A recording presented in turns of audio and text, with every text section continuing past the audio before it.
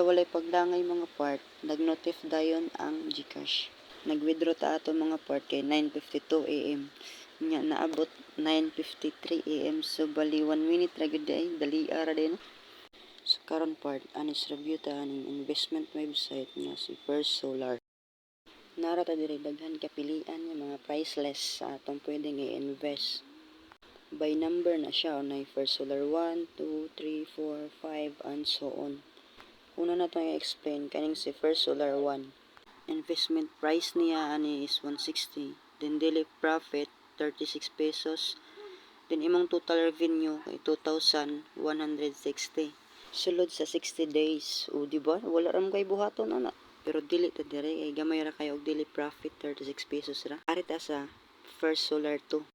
Ang price niya kay 360 nga daily profit nato kay 96 pesos. Ang atong total revenue kay 5,760 sulod sa 60 days. Kani na lang kay try ra bitaw ni.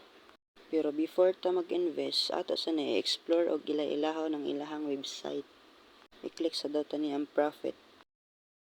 Dire na to makita ang atong total income, total investment, ug today's income.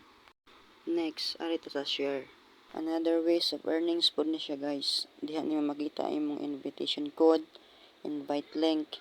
Kaya if ever maka-invite ka og friends nga mag-invest, maka-earn pud ka og up to 38% cashback bonuses. Next, ari na pud ta sa mine.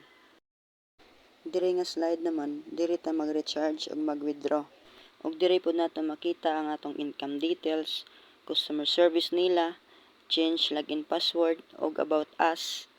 Ug naa po din sila apps. Try na to click ang about us. Diri na to makita ang background sa ilahang platform or website. Basta ganahan mo magbasa-basa about sa ilahang background, diri lang niya makita. Ug sa walay paglangay-langay, kay sticker man ta ato din ning suwayan. Unsa gid taon ta ni? Ning risk gay ta sa usa ka tawo bisan kay bawta nga dili ta idaog. Sunod part, adto din sa mine nga slide kay tudloan ta mo kung saon pag-recharge. Click lang na ninyong recharge, then wala. Enter na din na diha ang amount part. Naapod sila duha ka option sa payment method, GCash ba or Pimaya. Pili lang ka sa among duha og siya ba or ako. Then kay nakapili naman ta GCash man ta, so click ni natong Pay1. Naka-invest na dito part ng atong gipili ang katong si First Solar 2. Ang price niya kay 360. Ug naatay daily profit nga 96 pesos. As you can see part, nanatay total income nga 372 pesos. Ug nakabantay mo anang 52 pesos na sa lower left side. Ato lang na siyang i-click ang extract ug madagdag na siya sa atong total income. Karong part ato na i-try og withdraw. Legit ba guning si First Solar? Pero before ana part, mag-set up sa ta sa atong bank account. Tips food part, the minimum withdrawal amount is 100 pesos. Number 2, the withdrawal time is from 8 AM to 22 PM or 10 PM.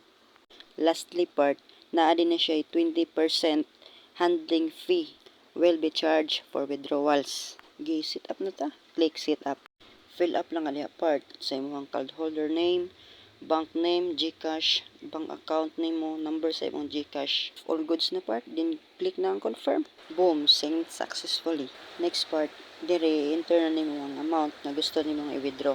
And then part, click submit. So karon maghuwat na lang ta nga mabalik pa siya sa imuha. I mean, maabot sa imuhang GCash account ang imuhang gi-withdraw.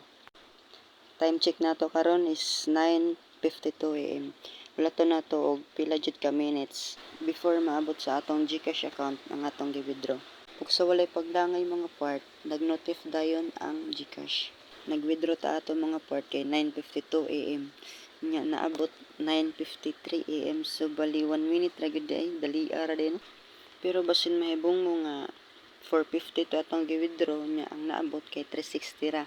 Like what I've said before part, na siya 20% handling fee. Kaya English to. Bali, bawi na ta sa itong puhunan mga part. Bali, ang sunod kay profit na nato. So as of now, recording mga part, legit good si First Solar. Pero wala tayo kasiguraduhan og hantod kano sa agon na siya legit. kanus-ara ni siya taman, kanus-ara ni siya kutob. Pareha gud sa imong uyab karon love pa kanya pero ugmaan na dili na. Uhuhuhu, ouch, ouch. Disclaimer lang mga part, honest review raning ako Basta inaani nga mga investment platform, risky gid kini siya. Do your own research lang yun og invest at your own risk. So that's all for today. Enjoy for watching.